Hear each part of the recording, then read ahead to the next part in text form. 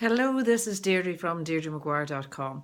I have a very special video to make today, and it concerns the revelations recently on the news by our local professional footballers here that they had been sexually abused. I witnessed raw emotions on the news the other night. I don't usually watch the news, but it has prompted me to make this video. And I want to say at the outset that the intention of the video is to offer hope. As one who works with people who have undergone sexual abuse in all kinds of circumstances, I know more and more about how the mind works and how we can offer a solution to this. Here's the thing. The solution to every problem is actually the same. And that is our perception of the problem. What do I mean by that?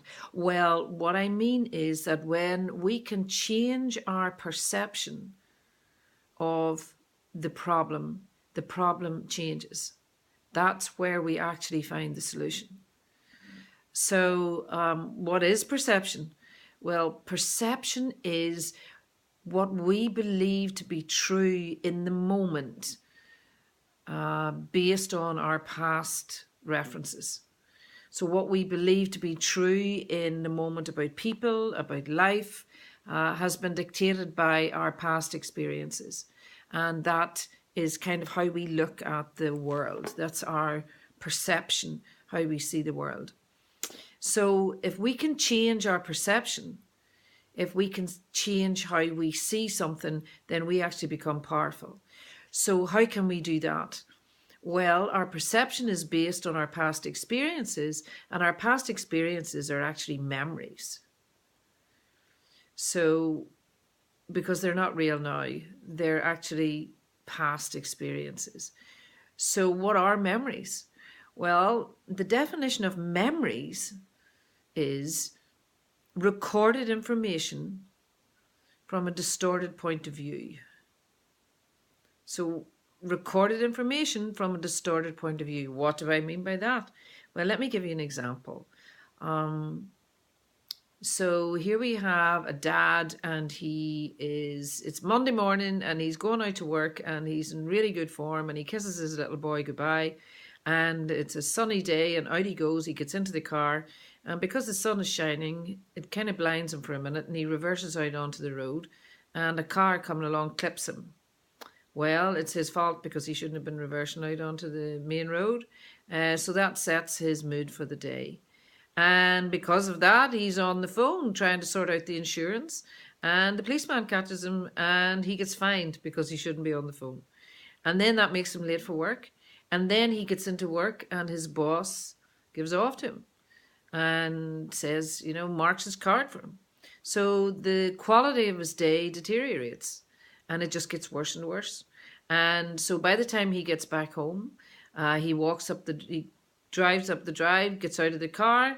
There's a tricycle on the driveway, and he trips over it, and he kicks it out of the way, and he goes in, and there is this beautiful little boy that he had kissed earlier on in the morning, and he's standing there, and the father throws him out of the way. So in that moment, that child has a certain perception of his world. And 9 times out of 10, he thinks he has done something wrong. Because when something happens to a child, the adult is like the giant. And the adult is the powerful one, and the child is the weaker one.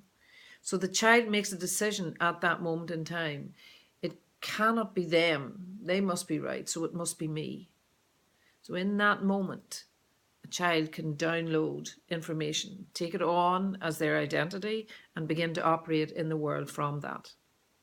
So is that recorded information from a distorted point of view? Had the child the control over all the other events that had happened to the father that day? So is his recollection and his perception of what happened that day His recollection may be accurate, but his perception about what it was all about is definitely distorted. So here's the thing, we can change not what happened, but how we hold what happened. And when we change that, we can change a lot. It kind of collapses like a house of cards, and we change our identity of who we think we are. So this is quite complicated, but there is a solution. What do I want to say to you? If any of this is something like this has happened to you, this is what I say to you. Inherent in this, in a circumstances like this, is shame, and it becomes a secret, and it drives our whole lives. I know this. I've been there myself. So I can help you let go of the shame. Secondly, it is recorded information from a distorted point of view. You are not that little boy, that little girl anymore.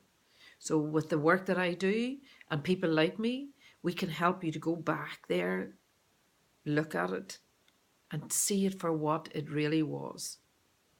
And then in that moment, you can become free. And the third thing I want to say is that you are no longer alone. If anything like this has happened to you, if you've been triggered by the information that you've been hearing in the news over the last few days, please get in touch with someone. Get in touch with someone like me who can help you. I have helped thousands of people deal with this stuff, and it does not need to dictate your life. You can be free, and you can even make peace and really, really have a really good quality of life. The past is over, no longer real now, and you true can be free. I hope whatever you're doing today, you're having a really good one. Get in touch, reach out. It's over. I'll talk to you again soon. Bye.